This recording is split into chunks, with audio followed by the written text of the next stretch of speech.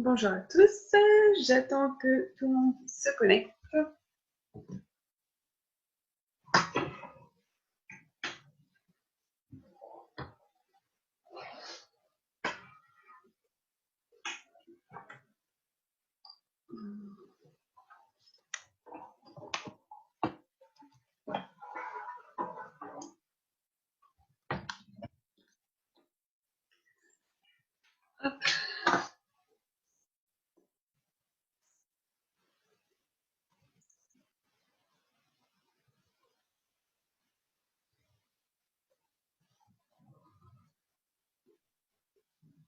Bonjour. Bonjour. Bonjour Marion, ça va? Ça va et toi?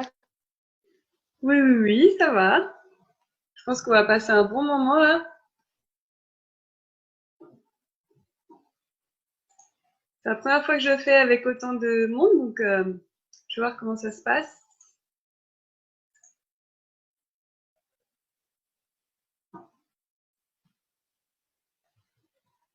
Bonjour à toutes.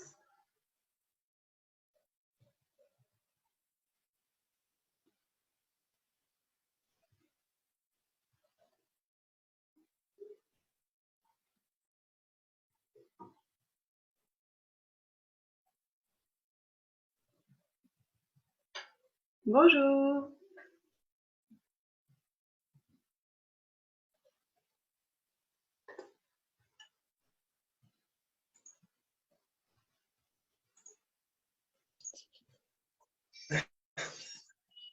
Je n'ai pas les prénoms de tout le monde, mais bonjour Pauline, Émilie, Sophie, Marion, Fanny,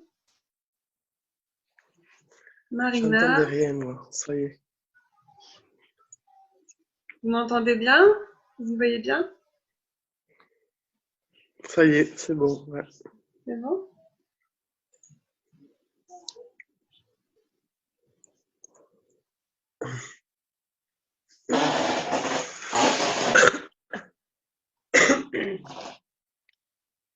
Bonjour. Bonjour.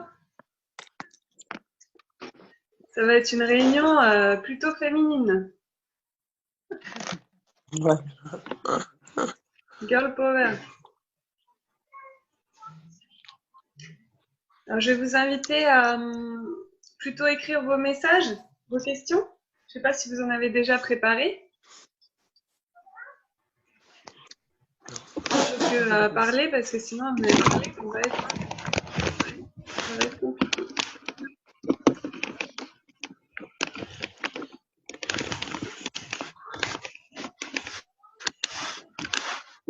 Marina dit bonjour par écrit. Super.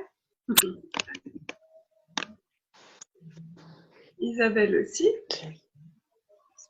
Ouais, comme ça, vous allez pouvoir poser d'ores et déjà les questions que vous avez préparées.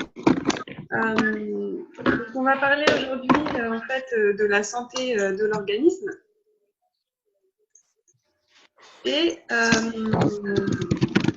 quelles sont les causes aujourd'hui majeures de maladies dans notre société. Pourquoi le corps il tombe malade? Parce que, à la base il est censé être parfait, fonctionner parfaitement. Et comment au quotidien, de façon très simple, on peut faire des choses pour améliorer la santé du corps. Ça vous va? Et donc, je vais vous donner aussi des recettes simples pour faire des repas qui plaisent à tout le monde, les enfants y compris, et qui soient le meilleur pour la santé. Et je vais vous donner aussi un petit peu les proportions, du coup. Voilà. En fait, je vais vous donner... Moi, je vois l'éducation comme ça, entre guillemets. Je vous donne tous les moyens de compréhension, toutes les clés, et après, c'est vous qui vous les appropriez et qui les intégrez dans votre quotidien. En fait, je suis dans une démarche vraiment de responsabilisation des personnes et aussi pour mes clients quand ils viennent me voir pour des consultations en naturopathie. Vraiment, l'objectif, c'est que chacun comprenne le fonctionnement de son corps déjà, voir un petit peu à quoi c'est dû, les petits mots qu'il a au quotidien, voir les plus gros, mais bon là, on ne parle pas vraiment de maladie en fait, grave, mais on sait que ça vient de l'accumulation de plein de petites choses.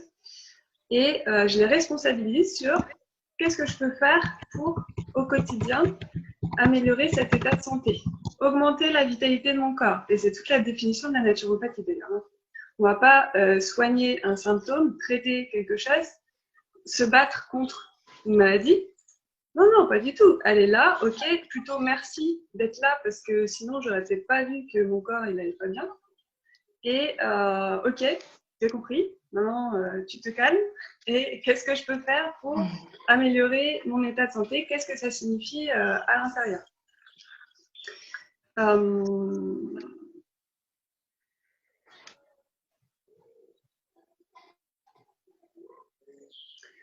Du coup, en fait, la naturopathie, ça regroupe énormément de choses. Ça regroupe à la fois, il y a des naturopathes qui travaillent que sur l'hygiène quotidienne, l'hygiène de vie. Donc, l'alimentation, le sport, la qualité de sommeil, la qualité de pensée. C'est déjà énorme. Après, il y a des naturopathes qui agissent avec l'aromathérapie, avec les fleurs de bac, avec la phytothérapie. Et du coup, je vais couper le son de... Voilà. Et du coup, il y a beaucoup de naturopathes différents. Ce qui va faire la différence, c'est peut-être ce que la personne a besoin qu'on lui apporte à ce moment-là. Je ne sais pas ce que vous faites comme métier chacune et pourquoi vous vous intéressez à ça. Dites-moi un petit peu si c'est pour vous personnellement, pour votre famille ou si c'est aussi pour en fait, le professionnel. Donc, je vois Fanny qui dit le mental joue aussi beaucoup, évidemment. Enfin, pour moi, c'est un des piliers de la santé. C'est à la fois notre état d'esprit, bien sûr, énormément, la façon dont on prend soin de soi, dont on prend soin de ses pensées aussi. Prendre soin de soi, du coup, c'est aussi respecter ses besoins, les besoins de son corps, accepter de s'écouter et pas faire seulement les choses parce qu'on se sent obligé de les faire. Pour les autres, nous, en tant que femmes aussi, on est souvent éduqués ou bien dans nos mémoires à beaucoup prendre soin des autres et on s'oublie souvent. Donc, comment je fais pour me réapproprier et respecter mes besoins? Et après, notre hygiène de vie, ça comprend aussi ce qu'on ingère. Je pense que l'alimentation, c'est vraiment un pilier de la santé aujourd'hui et on peut agir dessus pour l'améliorer. Alors pourquoi? Justement, je vais vous dire pourquoi. Parce que la majorité des maladies aujourd'hui, ou des maux qu'on a, viennent de l'accumulation du corps en surcharges diverses. Donc, on a des surcharges générées par différents facteurs et la maladie s'installe à partir du moment où la surcharge vient au-delà de la capacité naturelle du corps à l'évacuer. Il y a deux gros types de surcharges. Il y a les surcharges qu'on appelle cristalloïdes, les cristaux, ces déchets-là, ces résidus-là, et ce qu'on appelle les cols. Les cols qui sont plutôt gluants, qui sont plutôt dans l'huile, vous voyez, plutôt visqueux dans la matière. Tout ce qui est cristalloïde, en fait, va générer, donc, comme vous pouvez l'imaginer, des espèces de petits sables dans le corps, plus ou moins gros, et sont aussi signification d'acidité au niveau du corps. Je ne sais pas si c'est une notion auquel vous avez déjà entendu parler, l'acidité. Du coup, c'est vraiment ces deux choses-là qu'on va vérifier à chaque fois. Souvent, enfin moi par exemple, je sais que quand je regarde les maladies qui découlent de ça, j'ai les deux. J'ai à la fois un surplus d'acidité au niveau du corps et à la fois un surplus de colle. Alors, pour que ça vous parle un peu plus, je vais vous dire un petit peu d'où ça vient. Donc les cristaux et l'acidité, ça va venir surtout d'un type d'alimentation qui sont tout ce qui est au niveau de l'alimentation industrielle, tout ce qui est au niveau des aliments pasteurisés et raffinés. Donc tout ça, en fait, est vecteur d'acidité au niveau du corps, et notamment les sucres raffinés. Les sucres sont très acidifiants. Du coup, l'alcool fait partie des aliments, de ce qu'on ingère d'acidifiant au niveau de l'organisme. Donc l'alcool, c'est à la fois un destructeur par la molécule alcool qu'il y a dedans, et à la fois très sucré souvent. Et du coup, ce sucre-là, qui est du sucre pur qui va dans le sang, est un élément acidifiant.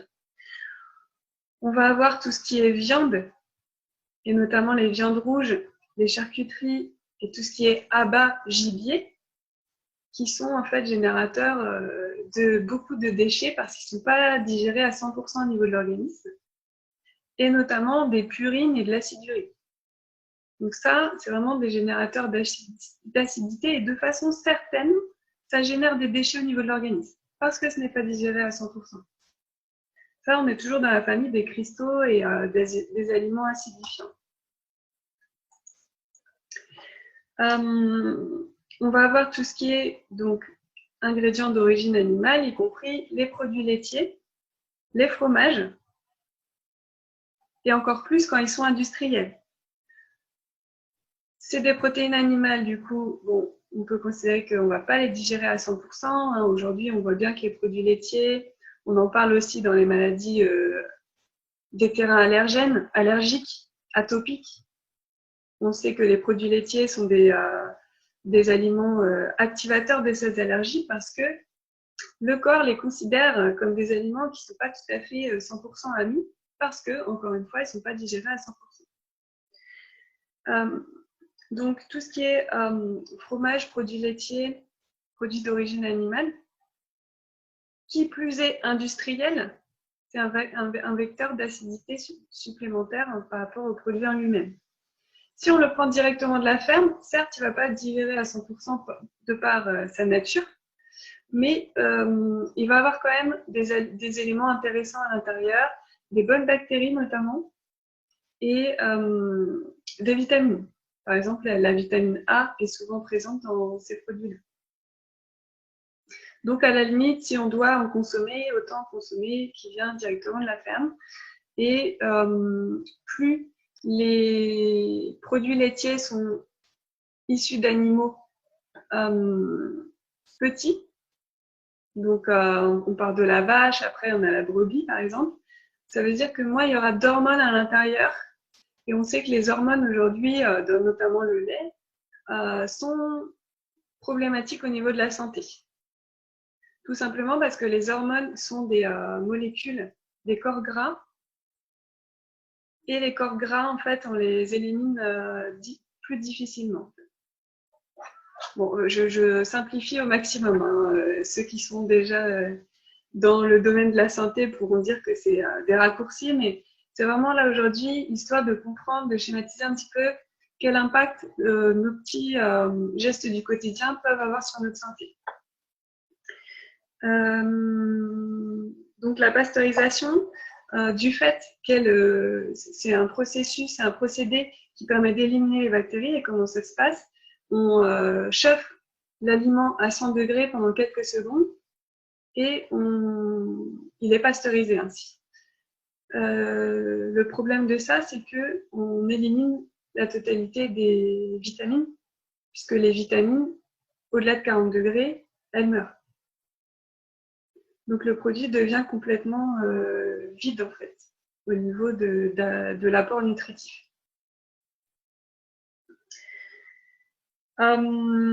Ces aliments qui sont acidifiants, alors juste quelque chose qui n'est pas un aliment et qui est très acidifiant aussi dans notre quotidien, c'est le stress.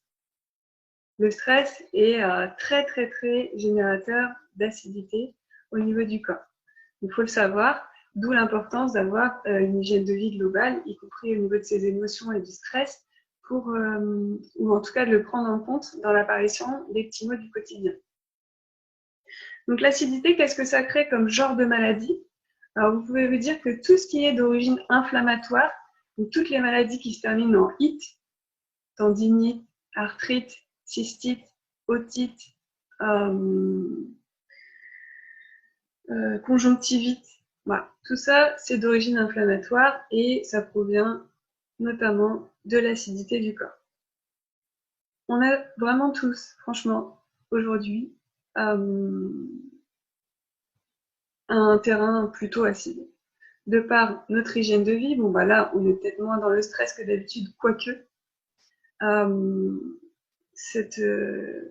Aujourd'hui, le fait qu'on soit confiné comme ça, je pense personnellement qu'il faut vraiment essayer que ça ne nous atteigne pas au niveau de nos émotions et qu'on le vive le mieux possible. Et ainsi, on peut vraiment prendre le temps, se poser dans le moment présent. C'est un peu une obligation aussi d'être un peu face à soi-même, parce qu'on n'a plus de temps, on ne peut pas fuir dans l'action. Et du coup, voilà, c'est se poser les bonnes questions pour soi, pour se remettre au cœur de sa vie et remettre en fait l'écoute de soi au cœur de ses actions.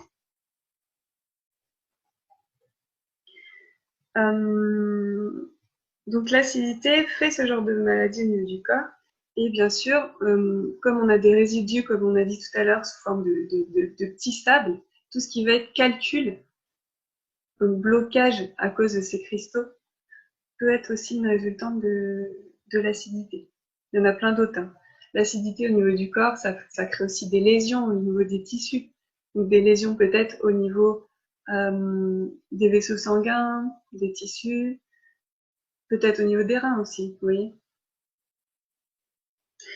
L'école. Donc l'école, elles viennent plutôt, donc c'est l'autre type de déchets de l'organisme, elles viennent plutôt de tout ce qui est féculent, tout ce qui est céréales, tout ce qui est, vous voyez, comme ça, riche en amidon, tout ce qui est sucre complexe finalement.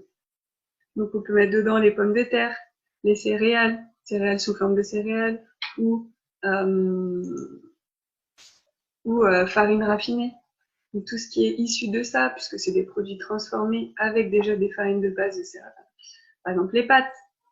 Par exemple, les pâtes à pizza, les pâtes à tarte, les choses comme ça. Vous voyez, tout ce qui est à base de céréales, et encore plus quand c'est transformé. Du coup, vous voyez que quand c'est transformé, ça devient aussi acidifiant pour le corps. Quand c'est raffiné, transformé, ça devient aussi acidifiant. Et quand la base, c'est de la céréale, du féculent, ça génère aussi des cols. Donc c'est ce qu'on adore, quoi. Le pain, les pâtes, les pommes de terre, les bonnes patates, et tout ça. Donc, les cols, elles vont... Donc, il faut vraiment s'imaginer que c'est tout ce qui va être visqueux, tout ce qui va être un petit peu glaireux. D'ailleurs, je sais pas si vous avez remarqué, mais moi, aujourd'hui, je suis très à l'écoute de mon corps.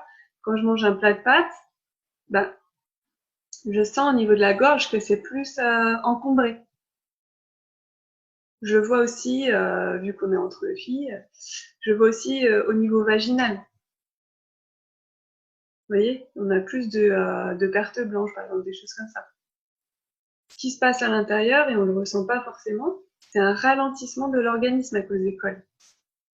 Par exemple, les problèmes de fertilité féminin. En fait, on a les ovaires qui vont être englués dans ces cols, et donc on va être moins réactif, le corps va être moins actif, réactif, moins capable en fait d'avoir un fonctionnement normal. Donc l'école, on sait de quoi c'est issu, on sait ce que ça génère comme maladie. Il faut imaginer aussi toutes les maladies où on doit cracher, où on doit expectorer, donc les bronchites, les rhumes, tout ce qui est écoulement, tout ce qui est crachat un petit peu glaireux, ça vient des cols. En fait, c'est les cols qu'on évacue. Pendant ces maladies, c'est une bénédiction en fait, parce que la fièvre, elle a tendance, elle est très utile pour l'organisme. Donc bien sûr, il faut la suivre, la vérifier qu'elle n'évolue pas de façon dangereuse. Mais la fièvre, en fait, à la base, elle a plusieurs actions. Elle sert donc à réchauffer l'organisme pour freiner l'agent pathogène qui arrive dans le corps. Donc que ce soit un virus ou une bactérie, ça freine sa propagation. Ça active les globules blancs. Les globules blancs sont plus efficaces, c'est les cellules de nos défenses immunitaires dans cet environnement plus chaud. La fièvre permet à la rate de séquestrer les aliments vitaux de la bactérie et du virus. Donc en fait, on lui donne plus d'alimentation, il peut plus se nourrir, il est freiné, il est ralenti, et les défenses immunitaires sont suractivées. Donc et dernièrement, donc pour ce qui nous concerne la gestion des déchets, les déchets, notamment cristalloïdes, tous les cristaux, vont, grâce à la fièvre, fondre et aller des milieux internes du corps, profonds du corps, au milieu sanguin. Ils vont pouvoir fondre, être dissous et revenir dans le milieu sanguin pour être évacués. Donc la fièvre sert aussi à évacuer nos déchets profonds. C'est quand même, le corps, il est super bien fait, et la maladie aujourd'hui, dans tous les cas, elle nous permet de rejeter des choses. Et comme je disais tout à l'heure, les maladies plutôt glaireuses, quand on crache, quand on mouche, etc., dites-vous, cool, j'ai un rhume pendant 7 jours, je suis crevée, c'est chiant, mais je nettoie mon organisme sans rien faire, quoi. Parce que pour avoir le même résultat, il faudrait faire une purge ou un jeûne. Donc, l'organisme, là, il travaille à fond. Donc, il vous repose un peu pour vous forcer à ne pas fonctionner. Voilà, c'est aussi un autre effet de la fièvre, c'est qu'elle envoie des cytokines qui vous forcent à ralentir pour donner toute l'énergie à, à votre auto-guérison. Donc, ça évacue, ça rejette à fond toutes ces surcharges dont on vient de parler. Donc c'est top. Non seulement c'est des signaux, les petits mots, mais en plus, ça vous permet de nettoyer l'organisme, gratos. Franchement, profitez de cette période, et même pour vos enfants, j'espère que ça vous aidera à avoir une vision un peu différente de leur maladie, et pas tout de suite se jeter dès qu'il a 37 au lieu de 36,6 sur le Doliprane pour calmer sa fièvre. Parce que qu'est-ce qu'on fait quand on fait ça, quand on fait taire le mal tout de suite? Eh bien, on l'enferme encore plus profondément. Et donc, quand il va être malade plus grand, eh ben, les maladies vont être encore plus intenses pour vraiment évacuer ce qui est plus profond et ce qui est plus difficile à évacuer. Bon, je dis pas qu'il faut pas se soigner en médecine traditionnelle. Je dis juste que pour les petits maux, les premiers symptômes, il faut plutôt réfléchir à se dire d'où ça vient, qu'est-ce que je suis en train de rejeter, qu'est-ce que mon corps me montre, et encore une fois, se responsabiliser par rapport à ça et se dire, ok, donc moi, j'ai plutôt ça, là, ça me permet d'éliminer ça, bon, bah, c'est cool. De le prendre un peu, beaucoup plus comme, déjà, mon organisme, il fonctionne bien aussi quand il est malade. Ça veut dire qu'il a des bonnes capacités d'auto-guérison. Alors même pour les enfants, plus en fait, il fait des crises violentes, genre, je sais pas, des maladies violentes comme les otites, les bronchites, tous ces trucs assez impressionnants, plus ça veut dire que son corps est fort, quoi, et il est capable de rejeter. Voilà, c'est vraiment un apprentissage de voir les choses différemment. Et du coup, on sait très bien que quand on a une bronchite pour les enfants, la première chose à faire, c'est déjà s'il n'a pas faim, il ne mange pas, parce que le corps, il sait très bien ce dont il a besoin. Par contre, il faut bien l'hydrater, bien sûr, quand il est malade. Mais c'est le lavage de nez, première chose à faire. Et si on fait du lavage de nez et qu'on aide en fait son corps à enlever, ça va éviter l'infection et que ça descende dans les bronches. C'est la première chose à faire. Et ça évite bien des bronchites si on le fait bien. Et bronchiolites. Après, ce qui doit arriver arrive aussi, ça j'en suis persuadée. Et du coup, s'il fait une bronchite, c'est qu'il a quelque chose d'encore plus profond à évacuer. Souvent, je suis désolée, vous êtes sûrement toutes peut-être des mamans ou pas encore mamans, mais on leur donne aussi en fait dans notre hérédité, on leur donne, le papa comme la maman, on leur donne dès la naissance un petit peu ce qu'on a en nous. Donc il faut qu'ils rejettent ça, et après comme ça, son corps il est intelligent, il veut toujours être de la meilleure santé possible. Donc si on a des maladies très petites, c'est que son corps il veut rejeter ça pour repartir sur des bonnes bases pour la suite. Alors, je regarde quand même s'il y a des questions. Pas de questions pour le moment. Le mental. Marina voulait des informations pour elle, bah vas-y. Hein. Pauline aussi.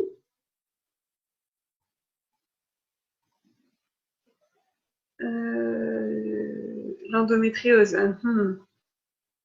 Ça, c'est vraiment une maladie qui comprend beaucoup de paramètres et qui est vraiment intéressante aussi. Les fromages des petits animaux, du coup, je ne sais pas s'il était au bout de ma réflexion tout à l'heure, plus l'animal est petit, moins il y aura d'hormones dans le produit laitier, d'hormones de croissance. Le problème quand on mange des produits laitiers issus de vaches, c'est qu'on mange les hormones créées pour la construction d'un veau. Donc l'ossature d'un veau. Pour notre bébé, on le prépare à vers 70 kilos direct. Non. Et du coup, ils ont que 3 hormones en grosse quantité. Par rapport à nous, dans le lait maternel, il y a 7 hormones en beaucoup plus petite quantité qui sont là pour son développement aussi cognitif en fait. On n'a pas la même intelligence. C'est pas pour dénigrer, mais on n'a pas la même intelligence qu'un veau parce qu'on n'a pas le même usage dans la vie. Enfin, voilà. On doit se mettre debout, tout ça. On a d'autres apprentissages. Et donc, le lait maternel, il a 7 hormones distribuées à son bébé et le lait de vache n'en a que 3 et en grosse quantité. Et on a beaucoup de difficultés à évacuer les hormones, que ce soit les nôtres ou celles qu'on ingère. Donc, à terme, ça peut être problématique. Et donc, plus on consomme un produit laitier de petit animal, moins il y aura de cette concentration d'hormones. C'est ça qui est intéressant.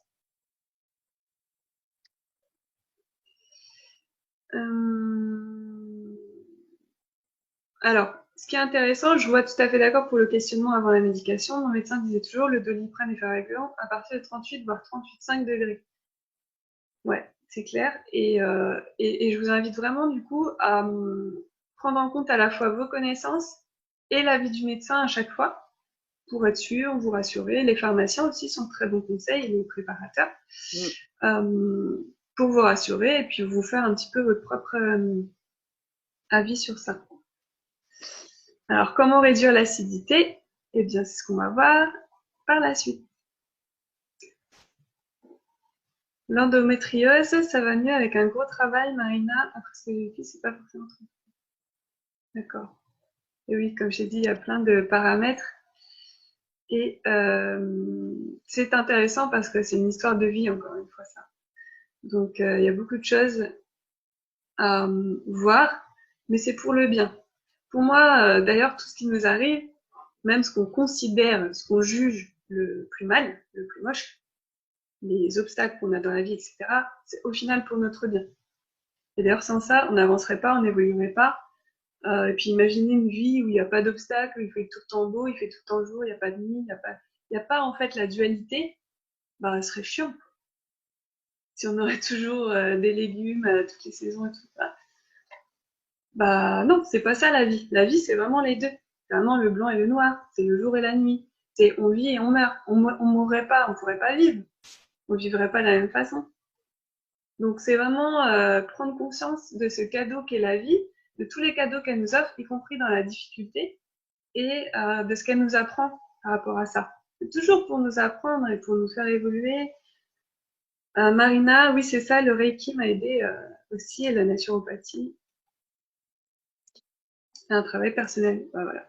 Le Reiki, ça vous parle les autres personnes?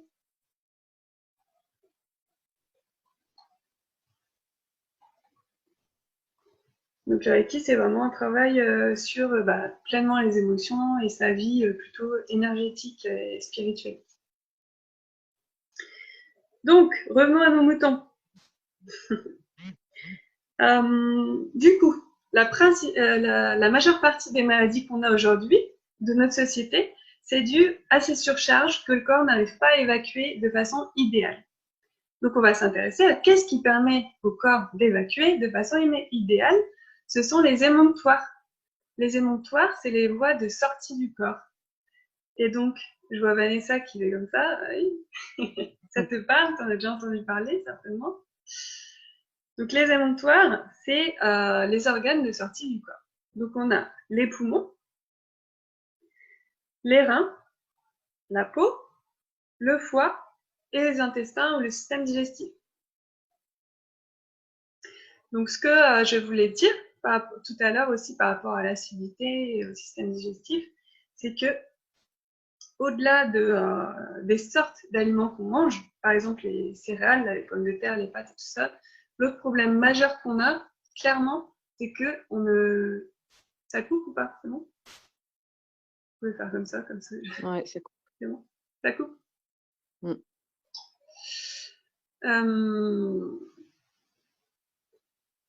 Aujourd'hui, un des gros soucis qu'on a, c'est qu'on ne mâche pas assez.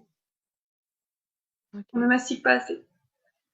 Et comme, en fait, l'enzyme qu'il y a dans la salive, qui sert à bien enrober les aliments et à déjà les transformer par la mastication qui casse déjà les aliments et la salive qui les enrobe pour après entamer les autres étapes de la digestion, si cette étape-là, elle n'est pas faite, elle ne sera jamais faite par la suite. Donc si celle-là, elle est squeezée, le reste, la suite ne pourra pas rattraper cette étape.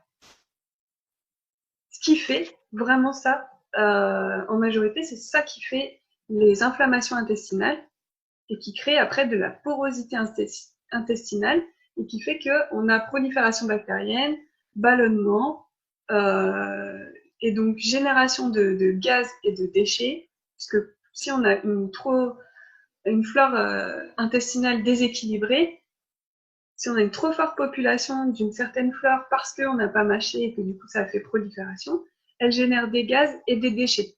Qui c'est qui gère les déchets? C'est le foie. Quand le foie ne peut plus bosser, c'est libéré dans l'organisme comme ça, un peu partout, et ça va aller aux zones les plus fragiles du corps.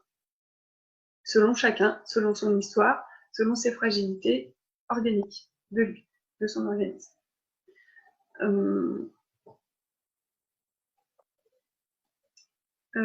Et donc la porosité intestinale permet aussi par la suite, que les aliments qu'on mange passent directement dans l'organisme sans la même gestion que d'habitude. Et donc c'est problématique parce que ça peut générer des maladies comme plus tard, même l'arthrite, tout ce qui est dépôt dans l'organisme, donc on ne sait pas d'où ça vient. Ça peut être les tumeurs. Les tumeurs, c'est une agglomération de déchets que le corps a isolés pour éviter qu'elles touchent le reste. Ça peut être de la sclérose en plaques, ça peut être les arthrites, ça peut être tout ce qui est agglomération de trucs à un moment donné, les athéromes, les plaques d'athéromes dans les artères qui se bouchent. Tout ça, c'est des choses qui se baladent et qui n'ont rien à faire. Donc, tout ça parce qu'on n'a pas mastiqué, hein, c'est quand même ballot. Hein. Donc, bien mâcher, il faudrait mastiquer 30 fois chaque bouchée. Il faudrait vraiment que ce soit déjà de la bouillie une fois qu'on avale. Moi, j'arrête pas. Bon, j'essaie de faire manger un maximum de végétaux à ma fille et notamment des crudités. Bon, elle a pas encore toutes ses dents, elle a que 2 ans et demi, donc j'imagine que c'est pas évident. Mais du coup, je lui dis vraiment de mâcher ce que je vois, elle avale. Elle mâche 3 fois, elle avale. Je dis mais non, mais c'est pas possible quoi. Après pour tes intestins et tout. Puis on le voit dans les selles après, hein, c'est un petit peu une catastrophe. Donc bien mâcher, c'est important. Et puis bah si on peut pas, bah, on fait des purées, des smoothies, on pré-mâche. Alors du coup, ce qui est vachement important par rapport à ce qu'on vient de dire aussi, c'est les smoothies, les purées, les soupes, tout ce qui est déjà liquide, mais avec des fibres à l'intérieur. C'est vachement important de les prendre par petites gorgées pour ensaliver le tout, pour la même raison que d'habitude. Je sais pas si vous avez déjà remarqué, quand vous buvez d'un coup une soupe ou une purée, ou vous la mangez trop vite, ou un smoothie, ça peut avoir une sensation vraiment de lourdeur au niveau de l'estomac ou des intestins par la suite, parce que du coup, on n'a pas ensalivé et on a raté la première étape de la digestion parce qu'on a une enzyme digestive déjà dans la salive. Donc ça, c'est des petits conseils tout bêtes, mais vous allez retrouver dans plein de conseils si jamais vous êtes amené à conseiller quelqu'un. Vous allez dire, bah ouais, à toi, c'est ça ton problème. C'est bête, hein, mais tu te plains d'un gros ventre, t'as des ballonnements, tu n'arrives pas à dégonfler alors que t'es mince, par exemple, ça c'est un problème fréquent. Tu manges quoi le midi? un sandwich ou des pâtes, ok, et tu manges en 10 minutes. Voilà. Donc tu mâches pas et tu manges principalement des féculents. Ah bah voilà, c'est tout, hein. Les féculents font que tu crées une flore plutôt de champignons et des bactéries spécifiques pour ça. Et du coup, elles génèrent beaucoup plus de gaz que les autres, ces bactéries-là, beaucoup plus que celles qui digèrent les fruits, les légumes, les fibres. Et du coup, ça te fait des gaz, des ballonnements et aussi de l'inflammation intestinale. Parfois, ça peut mener à d'autres choses par la suite. L'acné aussi, hein, par exemple. L'acné, tout simplement, ça peut venir de la mauvaise digestion de ces aliments-là et d'une faible mastication. Vous commencez à voir un petit peu, ça vous parle ce qu'on vient de dire ou pas? Vous commencez à voir les liens entre notre façon de manger, ce qu'on mange et puis la santé. Donc c'est quand même quelque chose de très important, il n'y a pas que ça. Là, on va pas parler des émotions aujourd'hui, mais c'est quand même une grosse partie. Donc, on va passer à la deuxième partie. Donc, grosse surcharge au niveau du corps égale gros nettoyage à faire. Sauf que plus l'organisme est surchargé, plus il va falloir faire un gros nettoyage, certes, mais il va falloir le faire quand même progressivement. Parce que si on fait une détox violente avec tout ce qui se fait de meilleur, en grosse concentration dès le début, les symptômes de détox, ça va être costaud, hein. Ça va être grosse fatigue, voire nausées, vomissements, maux de tête, boutons, etc. Donc l'idéal, c'est de faire une détox appropriée à la personne. Je vais vous dire un peu les différents modes de nettoyage qu'on peut avoir. Et de façon progressive, si elle n'en a jamais fait de sa vie et que, par exemple, on sait qu'elle a eu un cancer il y a 10 ans et qu'elle a été traitée pendant 7 ans, j'ai eu le cas il n'y a pas longtemps, en chimiothérapie, etc., puis elle prend un traitement hormonal tout le temps, on sait que les hormones, c'est quelque chose de très difficile à évacuer. Du coup, là, elle a à la fois tous les résidus médicamenteux et hormonaux qui sont dans son corps.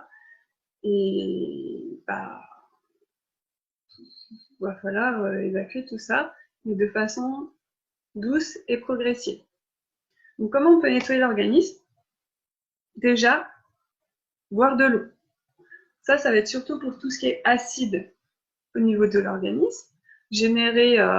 Recréer un bon équilibre acido-basique notamment. Et nettoyer les reins. Donc les acides, ils s'évacuent par 3 émonctoires, les reins, les poumons et la peau.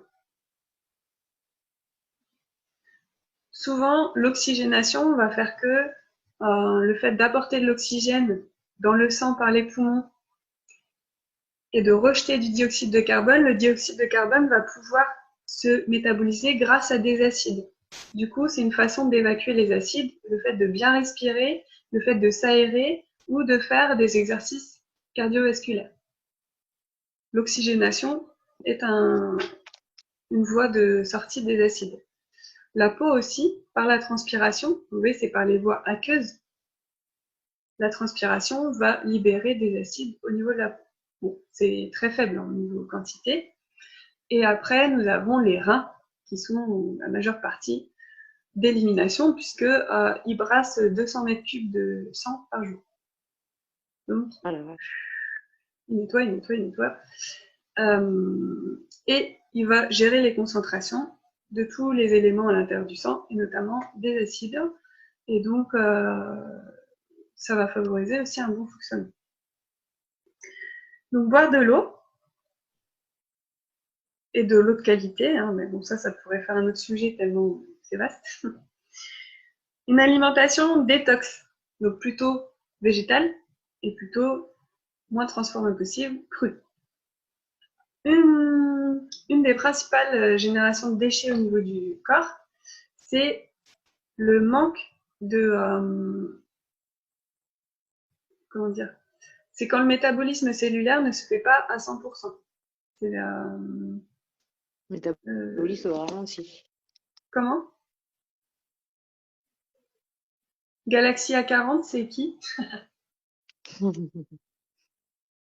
Ouais, c'est qui? Tu veux me dire ton prénom? Galaxie A40? Non, tu veux pas me dire?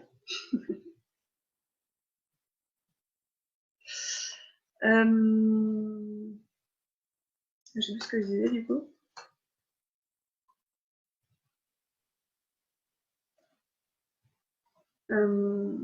Du coup, l'alimentation, donc détox plutôt végétale, plutôt animaux. Ah oui. Donc, quand les transformations chimiques au niveau de l'organisme, donc la création de protéines par exemple, ou d'enzymes, ou d'hormones, enfin, toutes les réactions métaboliques que doit faire le corps, quand elles se font pas à 100%, ça génère des déchets. Et en plus, du coup, la protéine ou l'hormone ou l'enzyme n'est pas créée de façon optimale, ou la cellule ne peut pas fonctionner parfaitement. Et donc, quand c'est comme ça, il y a soit une mutation un petit peu de l'action que doit faire la cellule ou de son fonctionnement, soit dégénérescence anarchique, soit mort de la cellule. Donc, vous pouvez imaginer le genre de maladies qui sont liées à ça. Je pense par exemple au cancer, etc. C'est une dégénération anarchique des cellules. Bon. Pourquoi les réactions métaboliques ne se font pas à 100%? Parce qu'elles sont carencées, l'organisme est carencé en certains principes actifs qu'on appelle les catalyseurs. Les catalyseurs, c'est les vitamines et les oligoéléments. Donc quand on est carencé en vitamines et oligoéléments, les réactions ne peuvent pas se faire à 100% et ça génère des déchets au niveau de l'organisme et des dérèglements cellulaires à nos endroits les plus fragiles, comme toujours. Donc, qu'est-ce qui est générateur de vitamines? Je vois que ça coupe. Qu'est-ce qui est générateur de vitamines et d'oligoéléments dans notre alimentation? Je vous laisse répondre.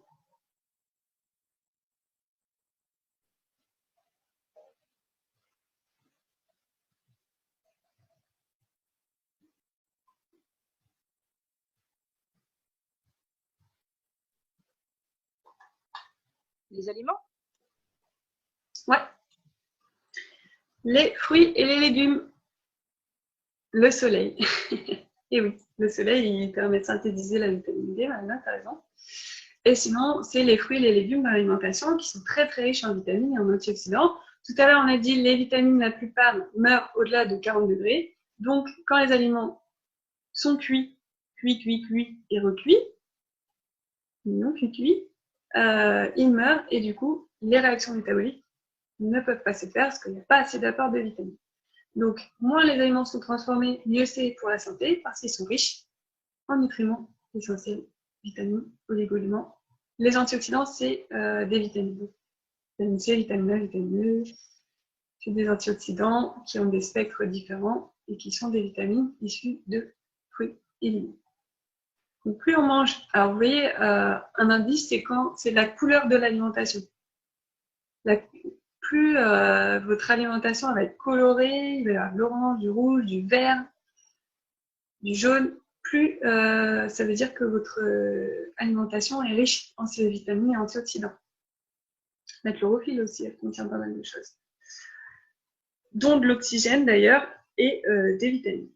Donc, une alimentation riche en vitamines et oligo-éléments, c'est tout ce qu'on veut pour faire que le corps fonctionne idéalement et aussi, grâce à leurs fibres, nettoie.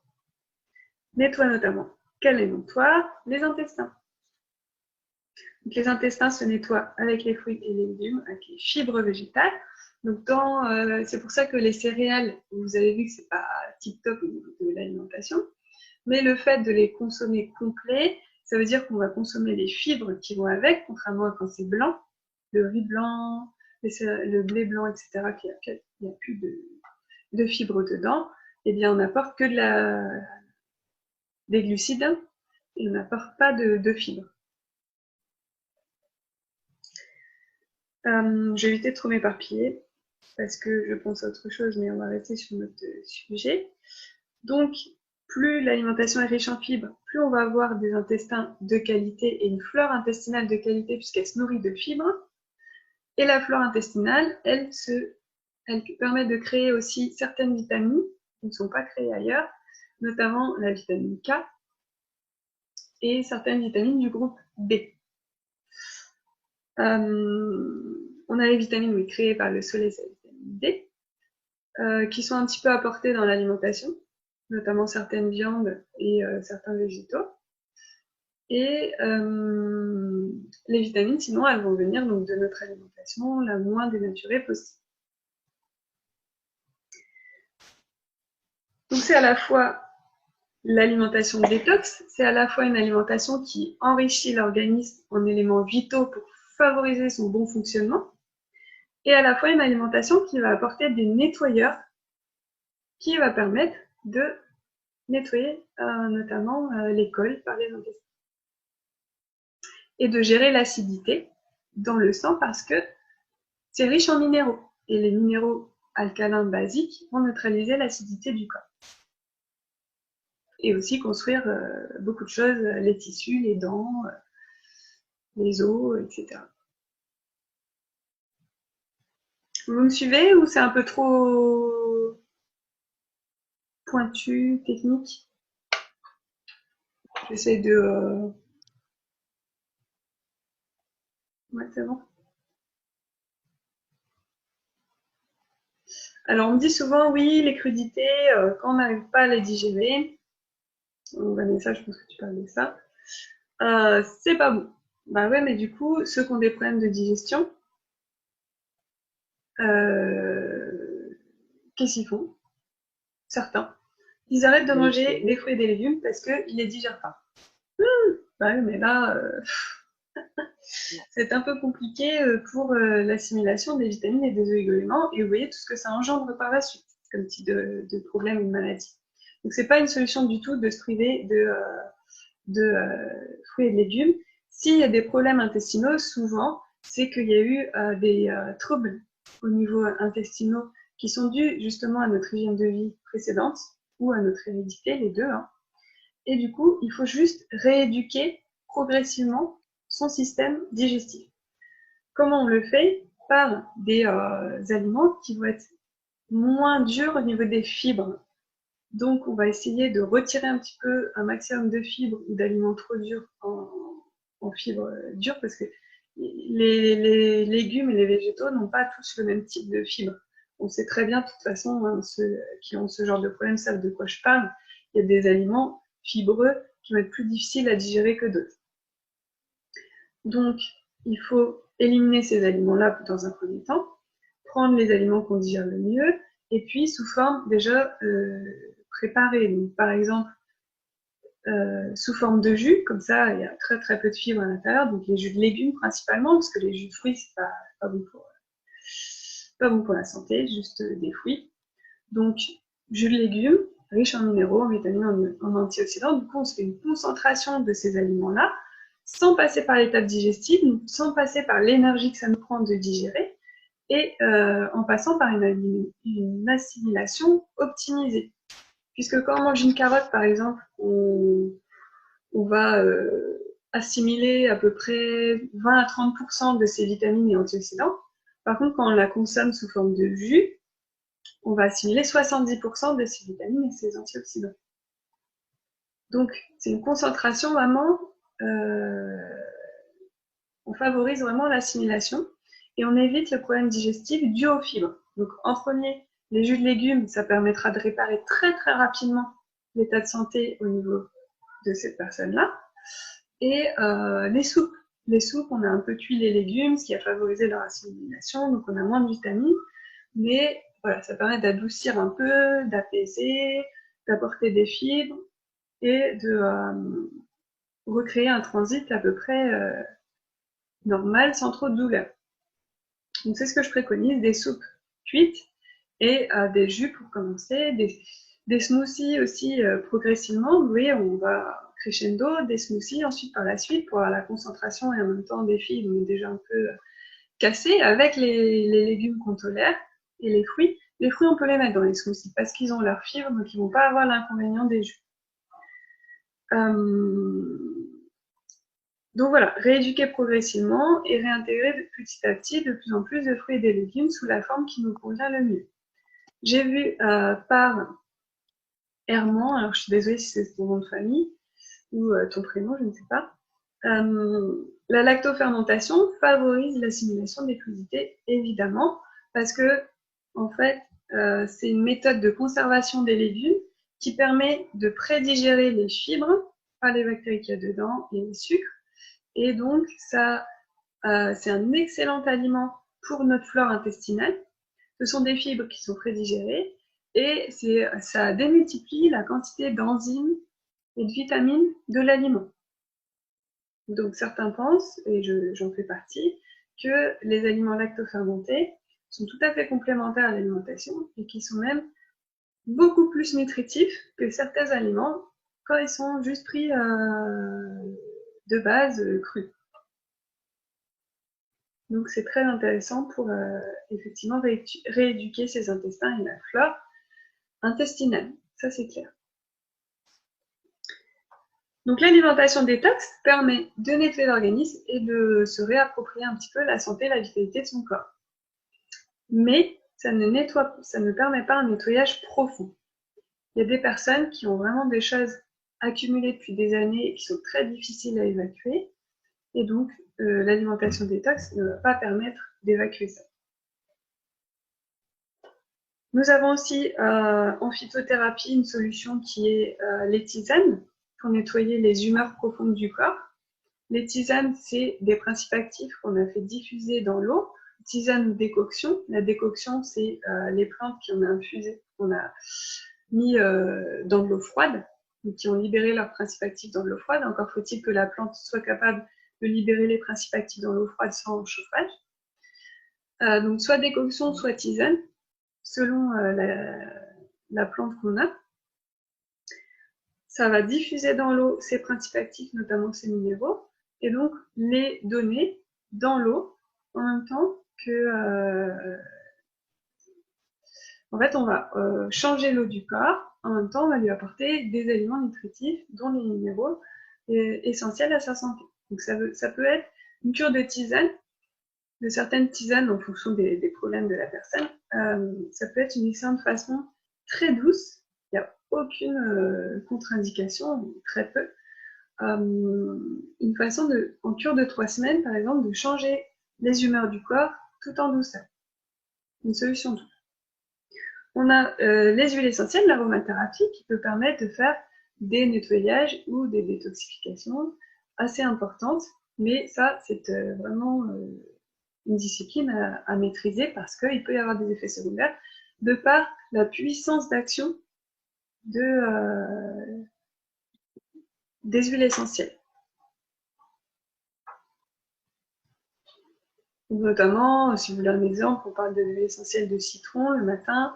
On peut prendre 2 gouttes de citron dans un verre d'eau pendant 8 à 10 jours. Avec du jus de citron, pourquoi pas, parce que l'huile essentielle de citron, elle provient du zeste et du jus de citron à l'intérieur, donc ils sont complémentaires. Et ça permet de nettoyer surtout le foie et de drainer un petit peu au niveau des reins. Ça peut être une possibilité. Attention à l'ingestion des huiles essentielles d'origine agrumes, parce que quand vous en prenez tout le temps, ça devient photosensibilisant. C'est le problème majeur des agrumes au niveau des huiles essentielles. Ne pas vous en poser non plus directement sur la peau, mais même l'ingestion peut devenir photosensibilisant. Alors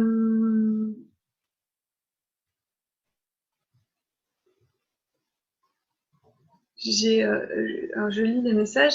J'ai des problèmes digestifs et du coup, je sais maintenant que je ne dois pas les manger seuls, mais les associer avec des céréales ou féculents un peu, ça passe mieux, je mange de tout. Voilà. Ça peut être une façon, au départ, des soupes avec une pomme de terre ou quoi, d'adoucir le système digestif et d'assimiler petit à petit plus les légumes. Concernant la lactofermentation, on m'a dit de faire attention car trop salé. En fait, la lactofermentation, effectivement, comment on l'a fait? Moi, j'ai conservé les légumes de mon potager comme ça depuis plusieurs années. on met 10% de sel par rapport à la quantité d'eau. Donc, par exemple, il faut que je fasse des maths. Pour 10 grammes de sel, il faut 100 grammes d'eau, c'est ça? Je crois que c'est ça. Donc, c'est ça la proportion. On met les légumes dedans, directement crus, et on ferme, on laisse un petit peu respirer, on met 3 semaines à température ambiante, et après on conserve dans le local, je sais pas, à 20 degrés en permanence, ou moins. Et du coup, cette lactofermentation, on va avoir les bonnes bactéries en fait qui sont déjà sur le légume, vont se nourrir des glucides du légume et de ses fibres, comme on a dit, et créer des bonnes vitamines. Si la lactofermentation a raté, elle sent très mauvais, donc c'est tout à fait sécurisant comme procédé parce que quand ça sent trop mauvais, c'est que ça a raté, c'est que les bactéries de putréfaction ont pris le dessus sur les œufs. Mais le fait qu'il y ait ces bonnes bactéries qui aient digéré, qui aient créé des vitamines, des enzymes, etc., fait que quand on ouvre sa boîte d'aliments lactofermentés 6 mois, voire 1 an après, dès 3 mois, on peut le consommer, en fait, le truc. L'eau n'est plus vraiment salée. L'eau est vinaigrée. Vous voyez, comme les cornichons au vinaigre. À la base, si c'était pas pasteurisé, ce serait bon pour la santé, parce que c'est ce même procédé qui est utilisé. Donc la lactofermentation, non, à la fin, une fois que l'aliment est bien prédigéré, elle n'est pas salée. Et dans tous les cas, on va pas manger que ça. Donc, je sais pas, moi, en ce moment, j'ai des tomates que j'avais lactofermentées, je les mets tout à la fin dans une sauce, par exemple, ou dans une salade. Ça fait partie du goût de ma salade. Je sais que ça va être un peu vinaigré, du coup, je vais pas du tout saler ma salade. Vous voyez ce que je veux dire? Donc, ça fait partie du sel habituel et beaucoup mieux que le sel blanc qu'on peut ajouter. D'ailleurs, le sel, il vaut mieux qu'il soit pareil, non raffiné, non industrialisé, donc plutôt favoriser notre sel. En plus, en France, on a de la chance d'avoir des belles régions qui produisent du sel d'excellente qualité, du sel de Guérande ou du sel de Noirmoutier, du sel de Camargue, qui n'est pas raffiné, qui est bien gris et donc plein de minéraux. Et donc là, le sel devient vraiment un exauceur de goût et en même temps un générateur de minéraux au niveau du corps. Donc, je ne suis pas anti-sel. Hein. Quand on a des maladies qui nécessitent de ne pas consommer salé, c'est que déjà, c'est pas très équilibré à l'intérieur. Hein. Mais sinon, le sel est totalement vital à l'organisme. Et le problème, c'est qu'on mange des aliments déjà préparés. Les aliments déjà préparés sont trop riches en sel. Mais si on cuisine soi-même et tout, et surtout dans l'alimentation crue, on se rend compte qu'on met très peu de sel. Donc pas de problème pour l'aliment lactofermenté à associer une alimentation plutôt végétale. Alors justement, Vanessa, j'en venais à la dernière façon. Non, il y a une avant-dernière. Donc, l'avant-dernière façon de nettoyer son corps, ça va être la nutrithérapie. Donc les compléments alimentaires qui sont des mélanges déjà faits avec, ça peut être des acides aminés, de la phyto, non des huiles essentielles, il y en a un peu souvent dedans, mais des protéines, des choses comme ça, des boissons ou des gélules déjà faites avec des extraits de plantes qui permettent de détoxifier l'organisme. Donc il y a les ampoules par exemple détox avec l'artichaut, le desmodium ou le radis noir. Il y a les boissons déjà faites, aromatisées, donc avec, je sais pas, des queues de cerises, des feuilles de framboisier, du pissenlit, toutes ces plantes drainantes. Ou en nutrithérapie, ça va être... il y a beaucoup de choses détox en nutri, avec dedans, peut-être des feuilles d'artichaut. Souvent, il y a quoi? Des fois, il y a du magnésium, il y a de l'extrait de framboisier, des feuilles de cassis parfois, ça dépend de ce qu'on veut faire, si on veut en même temps améliorer la qualité des vaisseaux, ou si on veut en même temps plus drainer tout ce qui est rénal, ou plus drainer ce qui est le foie, ou plus drainer ce qui est la peau. Je pense à quelque chose aussi qui est assez réputé et qui est très bien, c'est le bouleau de la sève de bouleau. Donc en plus, on est dans la pleine période là. La sève de bouleau, elle nettoie tout en douceur les 5 émonctoires. En phyto, un des très connus mais qui est assez fort, c'est l'aubier du tilleul. Après, en plus léger, qui conviendra à tout le monde sans contre-indication quasiment, le romarin, sauf les trop hyper tendus.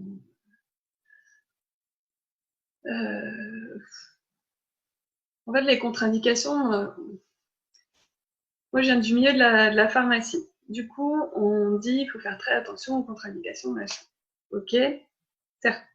Sauf que si la maladie est là, notamment l'hypertension, ça veut dire qu'il faut prendre soin de la qualité des vaisseaux, ça veut dire qu'il faut prendre soin, diminuer le stress. Donc moi, je vois les compléments alimentaires qu'on peut conseiller vendre ou les boissons comme des compléments qui vont à la fois nettoyer l'organisme, mais qui vont à la fois améliorer l'état de santé du patient au niveau des maux qu'il a. Donc, moi, ça me fait pas trop peur, parce que de toute façon, quand c'est contre-indiqué, c'est que c'est pas ce qu'il lui faut à lui. Vous voyez ce que je veux dire ou pas? Donc,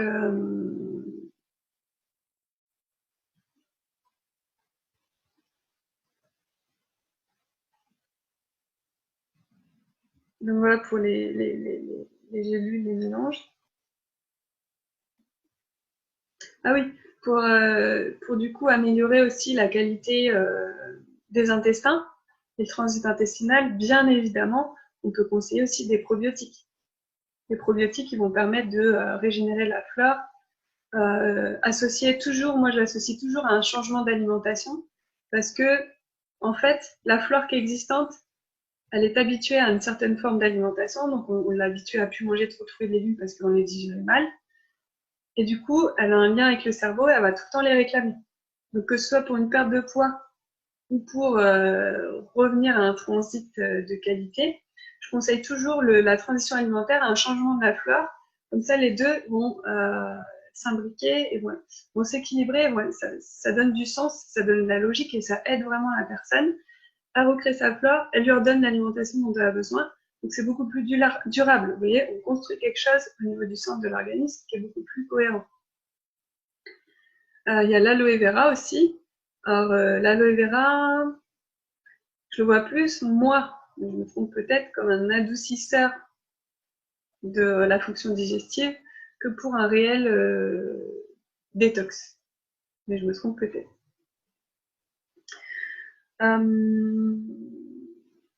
Et donc, dernière chose qui permet de nettoyer profondément cette fois l'organisme, c'est, vous avez commencé à en parler, le jeûne et les purges.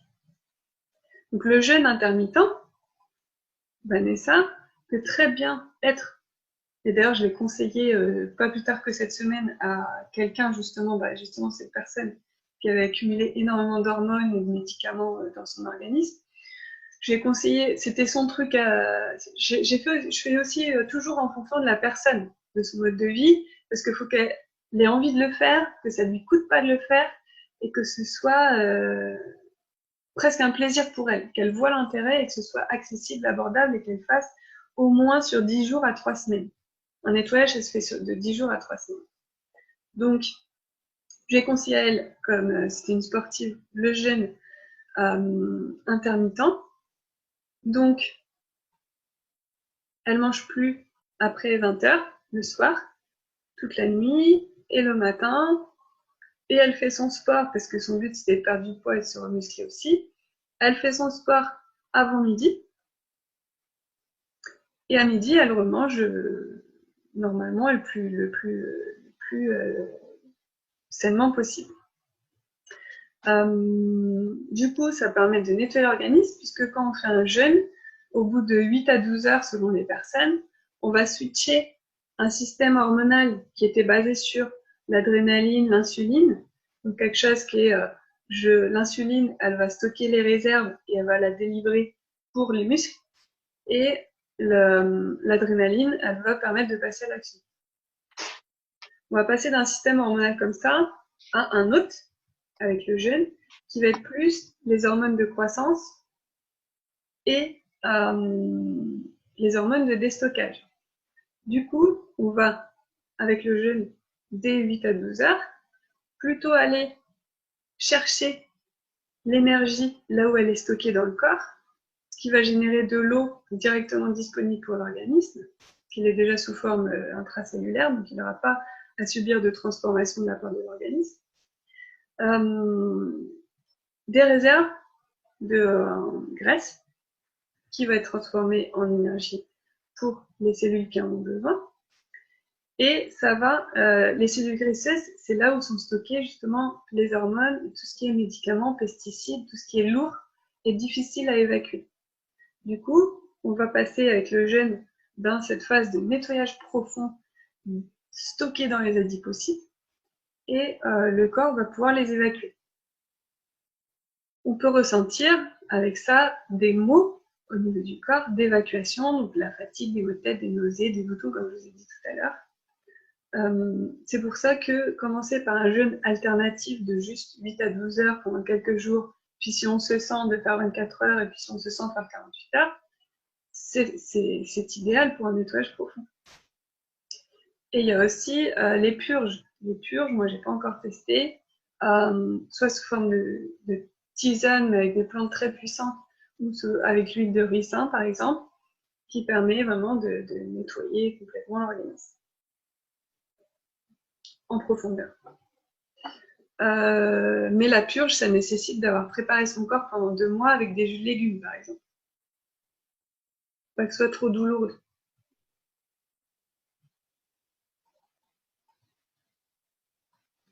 Une à 2 gouttes d'huile essentielle de citron dans l'eau pour nettoyer le foie, les reins. Oui, sachant que pour nettoyer le foie, les reins, en tout premier, c'est bien boire de l'eau. C'est la première chose à faire. Bien boire de l'eau pour commencer à nettoyer. Donc 1,5 litre. Il y a un processus qui s'appelle la diurèse qui permet de drainer efficacement le corps au niveau des reins. Et donc, on va prendre dès le lever un grand verre d'eau une demi-heure avant de manger. Entre les repas, on va boire 1 verre d'eau le matin, 2 verres d'eau l'après-midi et 2 verres d'eau au coucher le soir. Donc c'est sûr que pour celles qui sont sensibles à ça, elles vont peut-être se lever la nuit pour aller aux toilettes, mais ça permet vraiment, et vous le voyez très vite, de nettoyer l'organisme, d'enlever l'acidité et de retrouver de la vitalité. C'est une cure de diurèse, ça s'appelle. On peut faire ça pendant 2-3 semaines. Puis après, on arrête parce que comme tout, moi je suis persuadée que tout en excès, ça devient néfaste pour le corps. Tout. Ouais. C'est valable pour le soleil, c'est valable pour l'eau là qu'on boit, c'est valable pour bien sûr ce qu'on sait qui est pas terrible. Mais là, moi je travaille en pharmacie, j'ai fait des formations autour du cancer aux équipes officinales et je me suis rendu compte, en faisant mes recherches aussi, que notamment trop de prise de compléments alimentaires, notamment la vitamine D, la vitamine C, trop, même les... Bon, je vais pas tout balancer, mais trop de compléments alimentaires, ce n'est pas bon pour l'organisme à long terme. Donc c'est bien en cure seulement. Ouais, j'espère que ça, c'est quelque chose qui vous parle, parce que j'en suis persuadée. Tout peut être bon à un moment donné. Les huiles essentielles, c'est pareil. C'est seulement en cure. Hein. S'il vous plaît, ne prenez jamais d'essentiel, de l'huile essentielle, la même tout au long de l'année. J'ai quelqu'un en pharmacie, j'ai vu une fois, elle s'était fait, on lui avait dit le titri, c'est un très bon antibiotique si elle a des problèmes de candidose ou je sais pas quoi. Donc on lui a dit de faire une cure de titri. Et donc elle a fait le titri pendant trop longtemps. Et donc elle s'est complètement flinguée toute la flore intestinale. Comme on prend des antibiotiques en médicaments. Les huiles essentielles, ça a le même pouvoir que certains médicaments. Pris en grosse quantité Donc voilà, il faut faire attention. Et faire les cures appropriées à nous, à notre corps, à où on en est, et puis en cure. Et à côté de ça, avoir une hygiène de vie équilibrée au long terme. C'est pour ça, bon, alors on m'a dit ça aussi pour le crudivorisme. On me dit, ouais, les excès, ils sont pas bons, donc que lactofermenté, c'est pas bon, que manger que de la viande, c'est pas bon, mais manger que du cru, c'est pas bon non plus. Bon, ça, c'est quand même à débattre, parce que c'est l'alimentation végétale par excellence que la terre nous donne de cette forme-là, et du coup, il n'y a aucun autre animal sur Terre qui cuit ses aliments avant de les manger. Si on les cuit, c'est peut-être qu'à un moment donné, on n'a pas eu le choix pour avoir une diversité alimentaire que de cuire pour pouvoir avoir de quoi manger, tout simplement. Mais je pense qu'il faut essayer de garder en tête cette notion de ce que je cuis, ça ne doit pas être mon alimentation première. Mon alimentation première, c'est ce que la nature me donne dans sa forme la plus naturelle. Donc les herbes aromatiques, les tisanes séchées, de feuilles séchées, de fleurs aussi, de baies, tous les fruits, les légumes.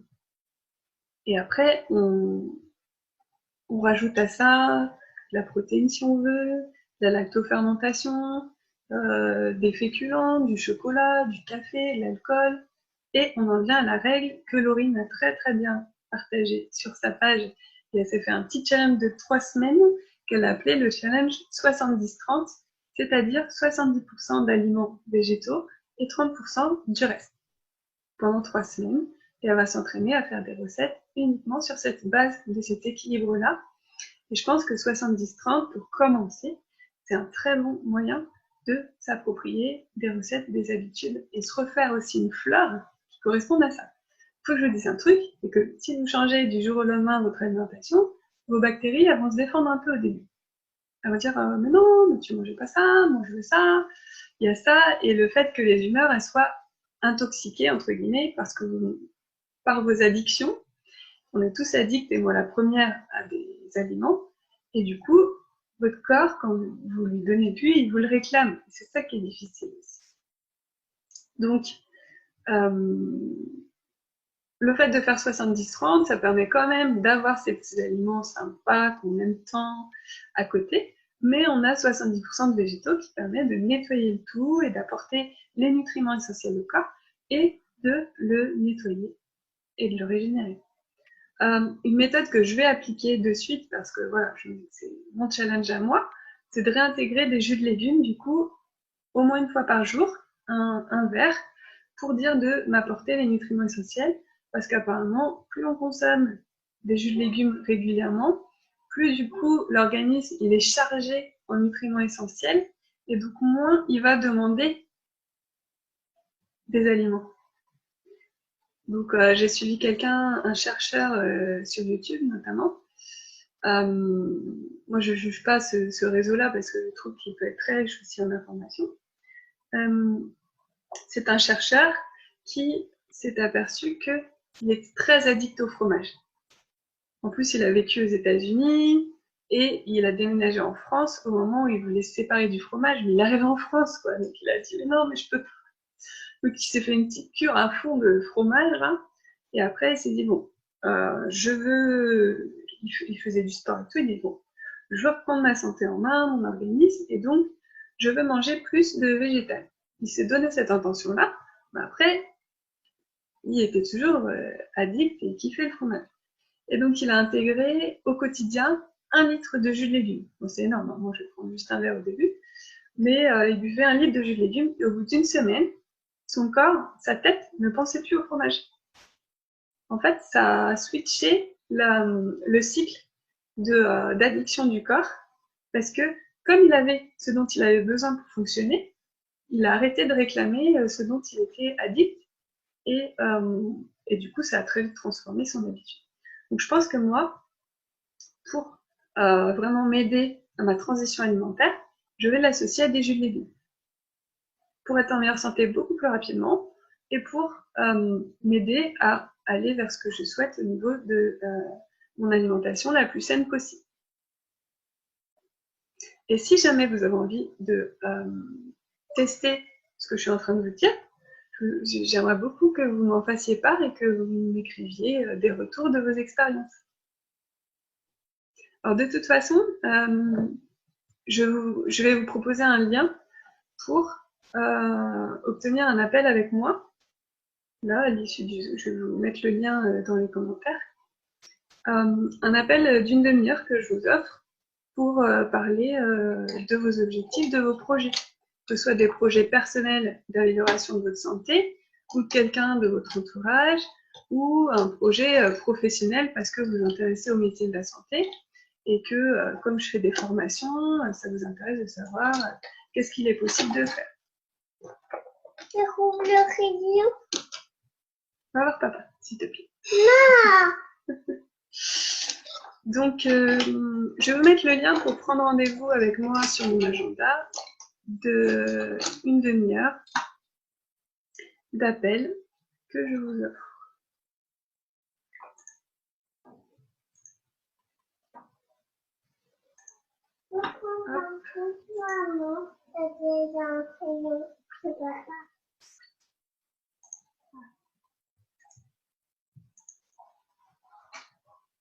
C'est fou, les enfants, ils savent quand on est prêt à dire oui à tout. Ouais. Ils savent choisir leur moment. Oui, facile. Okay. Ce que tu veux.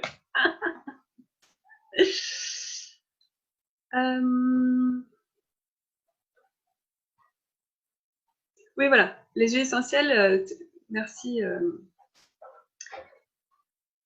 Bonnard, ça doit être Marion, non? D'identifier ça, les essentiels, jamais dans l'eau, parce qu'elles ne sont pas hydrosolubles. Donc en fait, il faut toujours les mettre dans quelque chose qui va permettre de les dissoudre dans l'eau. Notamment dans le bain, moi j'adore faire des sels de bain moi-même. Je mets du gros sel et quelques huiles essentielles dessus, et ça permet de les dissoudre dans le bain ou de les mettre directement dans le gel douche ou dans le savon.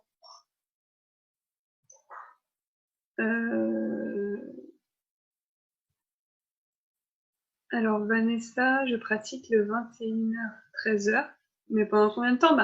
Le jeûne alternatif, c'est sans danger. Hein. Tu peux le faire autant de temps que tu en as envie. Pas de problème. Les huiles essentielles ingérées peuvent provoquer un choc au niveau des organes, du foie, etc. Ouais. S'il doit y avoir absorption, il faut les allier avec des gélules végétales, bien qu'il faut éviter au maximum avec une concentration d'huile essentielle respectée, mais bon, à éviter quand même. Ouais, c'est pour ça les huiles essentielles, c'est vraiment, pour moi, c'est sous conseil quand même professionnel. Ouais. Ah oui, le nom du monsieur. Le nom du monsieur sur YouTube que j'ai suivi.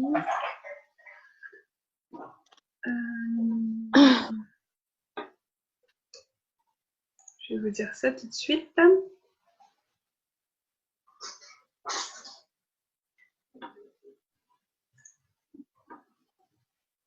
Est-ce que je l'ai écrit dans la formation, justement? Pourquoi le lien ne marche pas?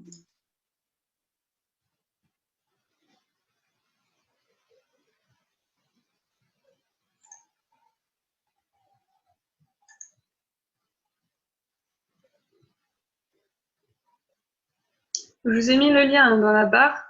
Je ne sais pas s'il s'affiche. Pour que vous puissiez prendre rendez-vous pour votre appel d'une demi-heure avec nous. Okay.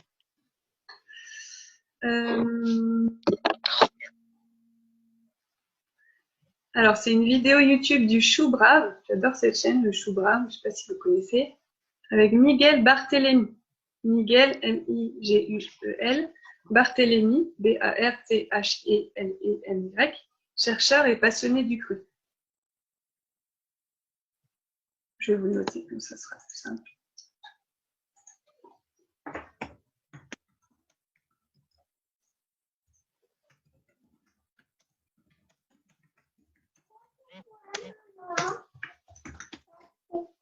Là, c'est pas le moment, chérie. C'est quoi ça? Après, j'ai bientôt fini. Hop, donc ça c'est bon. Je dirais ça, maman.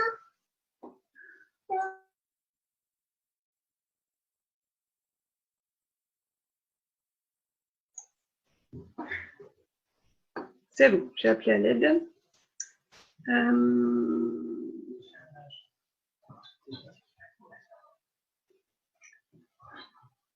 Donc ça c'est bon. Pour les jus de fruits et légumes, il y a extracteur et centrifugeuse. Donc bien sûr, on conseille plutôt l'extracteur de jus que la centrifugeuse. Vous pouvez regarder sur internet les conseils, les différences entre les deux. C'est très accessible comme information, vous allez voir, vous allez comprendre pourquoi. L'huile essentielle de lavande, oui, pour se détendre, tout à fait.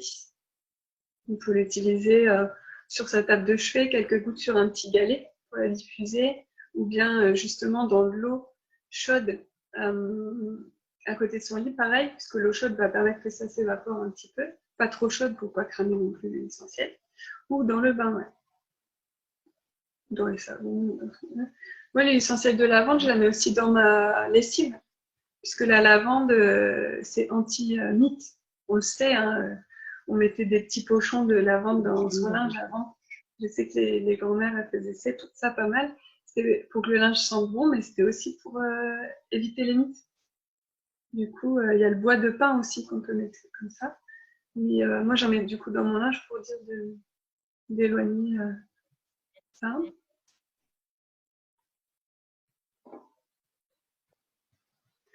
J'ai fait quoi comme formation?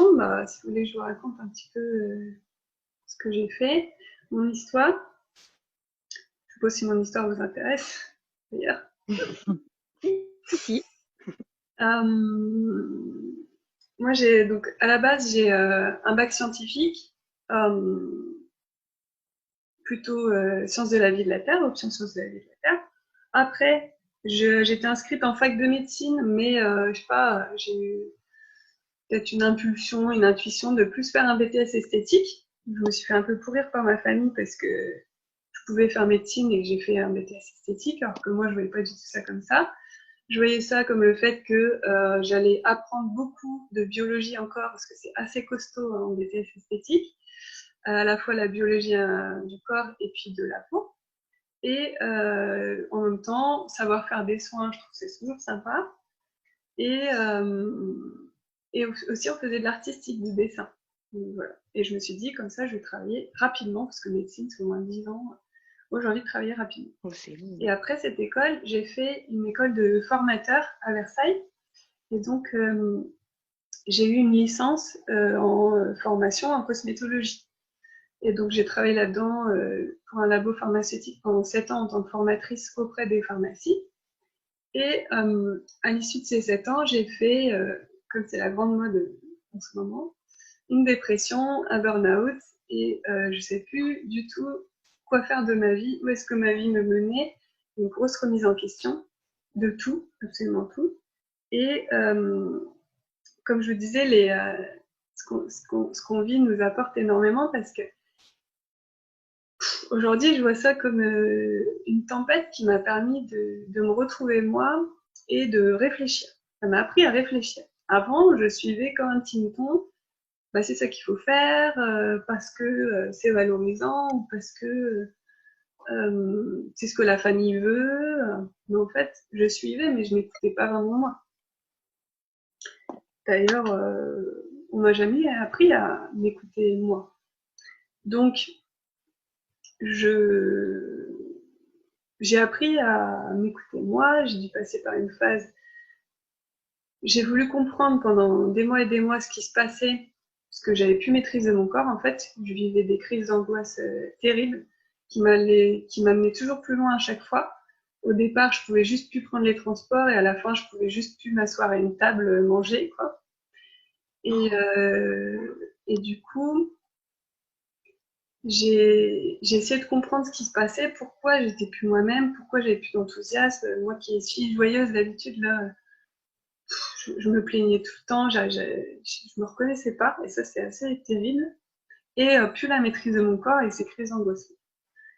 Et du coup, j'ai essayé de comprendre, et non, ce qu'il a fallu faire à ce moment-là, c'était lâcher prise. Lâcher prise complètement. Et je pense que c'est ce qu'il faut qu'on apprenne à faire actuellement, parce que là, ça me revient encore, je vois encore ça. Il faut complètement lâcher prise.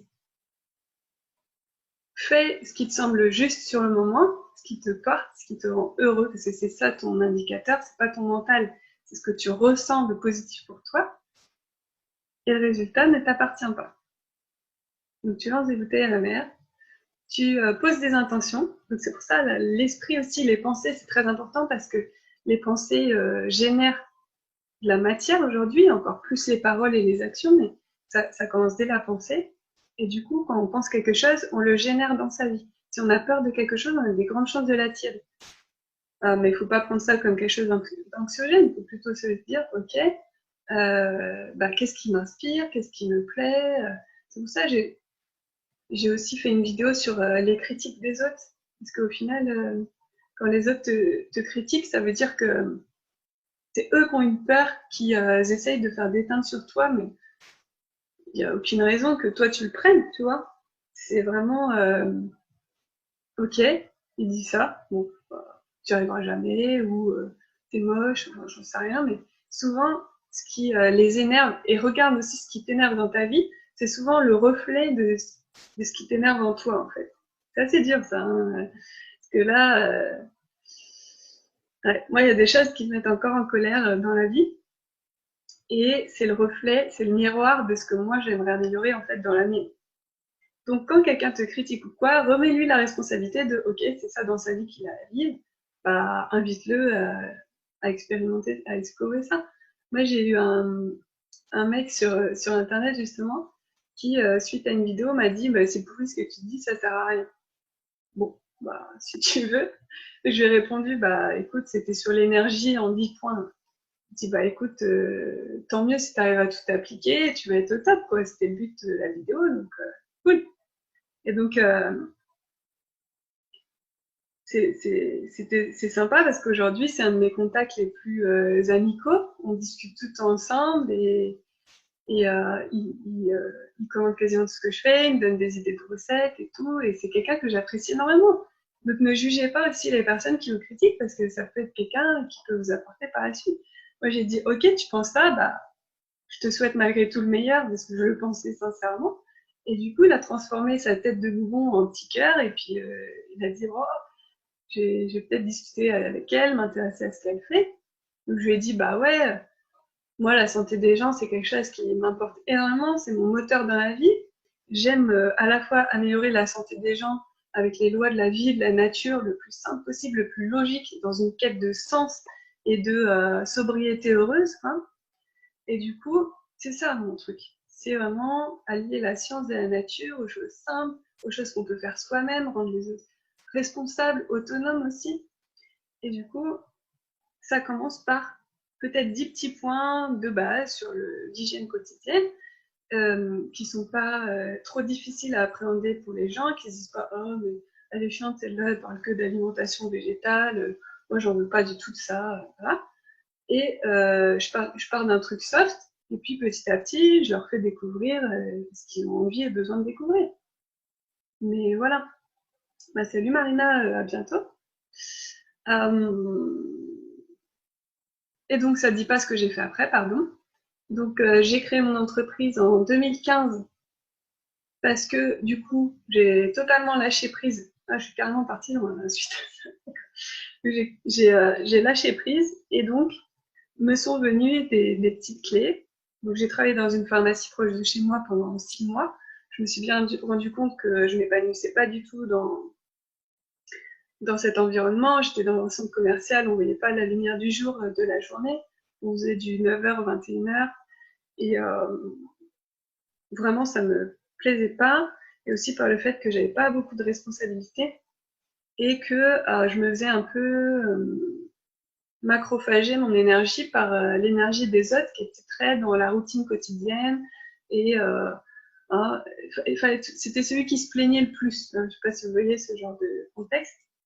Et du coup, moi, ça m'a pas du tout épanouie. Et d'un commun accord, on s'est quitté avec la patronne et j'ai fait une crise d'urticaire géant.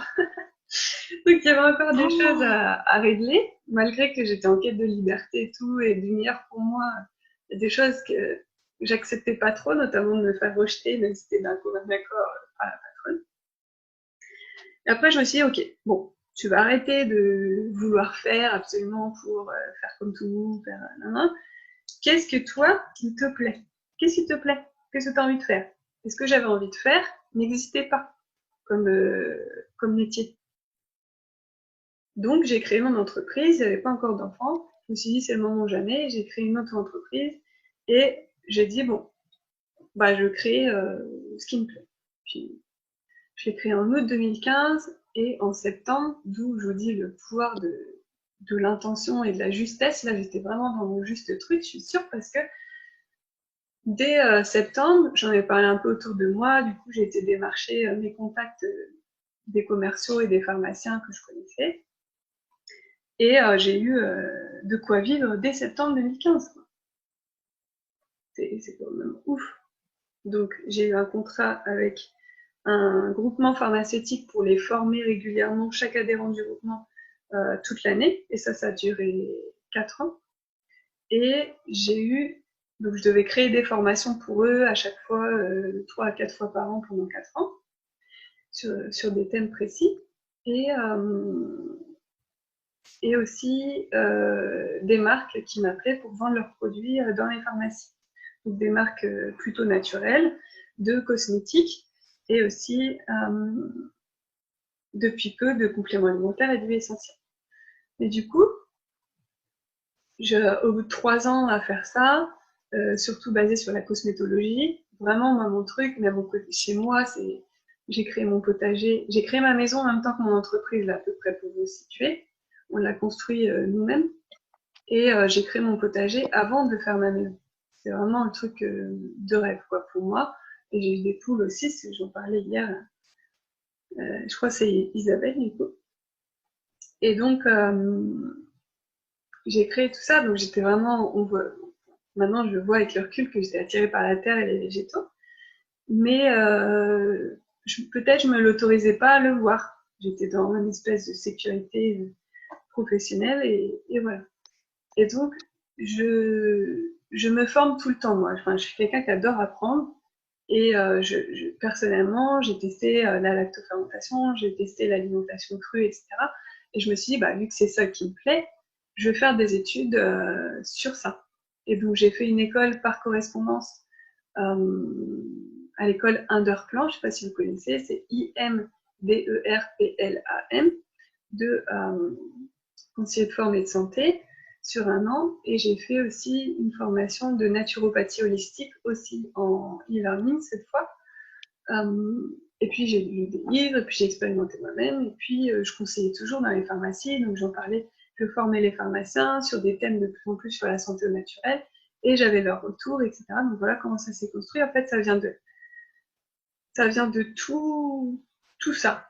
Donc aujourd'hui, je suis riche de tout ça, et du coup, j'ai dit, bon, bah, par exemple, pour parler de ma formation, j'ai dit, bon, je vais créer une formation d'1 mois sur les bases de la naturopathie.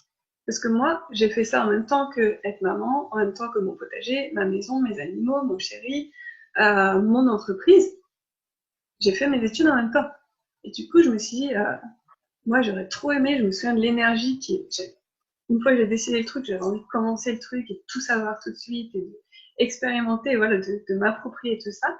Et je me suis dit, je veux faire une formation qui, en 1 mois, permette de connaître toutes ces bases de la naturopathie.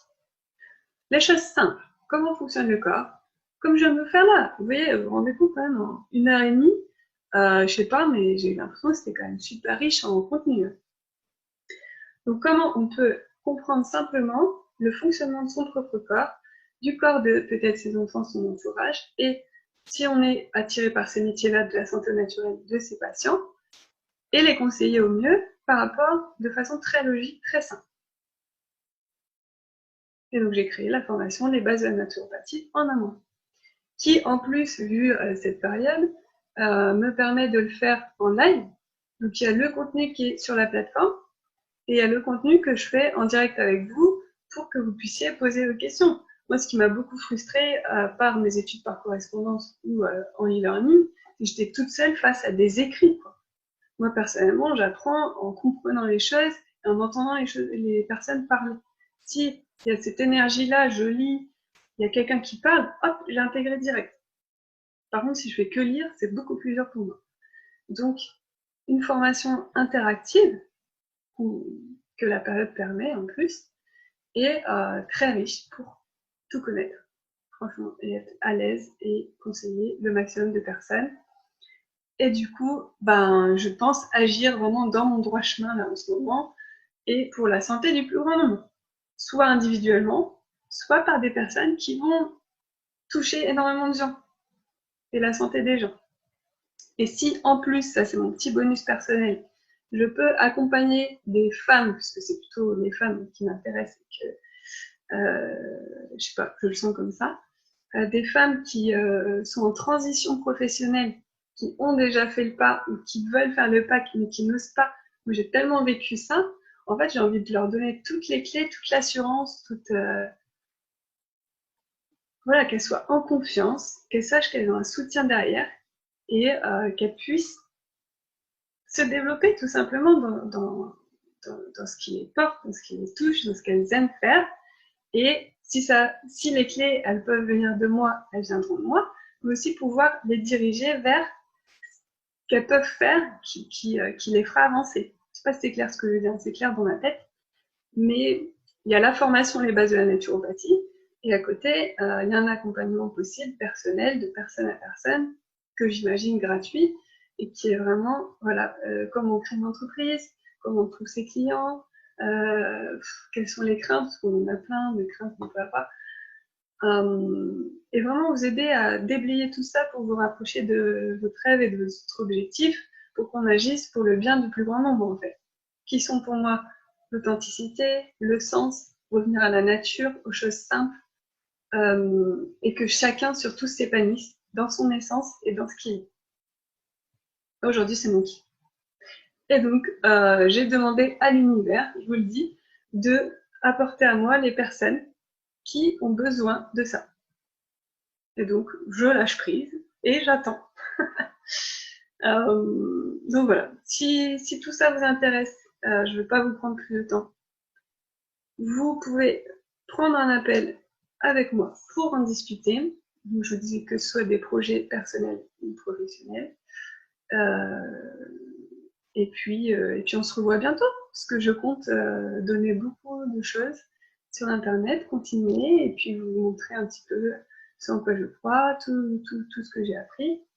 Et voilà. Alors, ce que j'ai pas précisé, du coup, c'est que l'année dernière aussi, j'ai fait une autre formation pour que mon organisme de formation, puisque mon entreprise est un organisme de formation professionnelle, pour qu'il soit reconnu Datadocké. Donc, je suis inscrite au Datadoc, ce qui signifie que les formations que je prodigue, si vous avez une entreprise, un patron qui accepte de la financer, ou si vous êtes vous-même en auto-entreprise ou salarié ou quoi, en tout cas, si vous, ou même demandeur d'emploi, si vous avez une petite ligne où vous cotisez pour la formation professionnelle et vous avez des droits, mes formations sont en partie prises en charge par ces droits-là. Et je sais comment on fait pour les avoir, puisque j'ai fait une formation là-dessus d'un an, l'année dernière. Vous voyez, je me forme beaucoup pour atteindre mes objectifs. Je pense qu'aujourd'hui, il faut croire en soi et il faut investir sur soi pour faire ce qu'on veut de sa vie, en fait. Se donner toutes les clés nécessaires pour créer ce qu'on veut. Et moi, je crois en ça, et donc je donne la possibilité à ceux qui le souhaitent de faire de même. Voilà tout. En tout cas, merci beaucoup de votre présence. Ce que je vais faire, c'est que je vais mettre la vidéo de toute façon en replay. Je vais vous l'envoyer par mail, le lien, comme ça vous pouvez le regarder quand vous voulez en replay. Et puis, on reste en contact, hein, comme je vous ai dit, appel, ou bien Messenger, ou mail, comme vous voulez. On reste en contact. Et puis, je vous souhaite une excellente journée, encore ensoleillée, j'espère pour vous aussi. Moi, en tout cas, en Normandie, ça l'est. Et je vous dis à très bientôt.